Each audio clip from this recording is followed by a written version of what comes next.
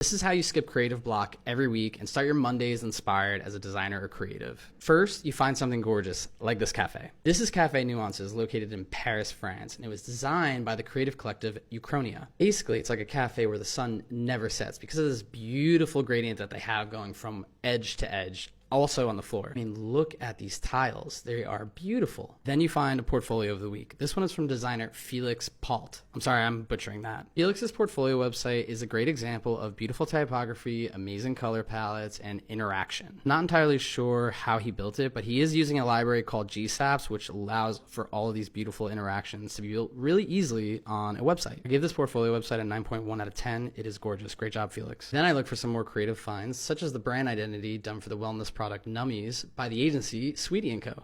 Or this brand identity done for a botanic water company called Mewling by Tomnik. Or the brand refresh done for Reddit by Pentagram and Natasha Jen. Now, I really like the design work that's done here, but I can't help but feel now that Reddit is just super lame. In the last couple of months, it feels like they have just completely turned their back on the internet and have now become one of the corporate zombie companies of America. But then all creative hope is renewed when I find something like this on Instagram from artist Camilo Castillo. Camilo makes these very beautiful and intricately detailed monster Rubik's Cubes. Basically, he takes a normal Rubik's Cube, Dremels the hell out of it, and turns them into these wonderful little monsters. And the detail, just the quality just looks amazing. I want one, and I want to also buy one for my dad for Christmas, but I don't think that's going to happen. And that's how you skip creative block every week as a designer or creative. If you're too lazy to do this yourself, then I publish all of this every Monday in my newsletter called Creative Juice, and you can sign up at the link in my Have a Good Day.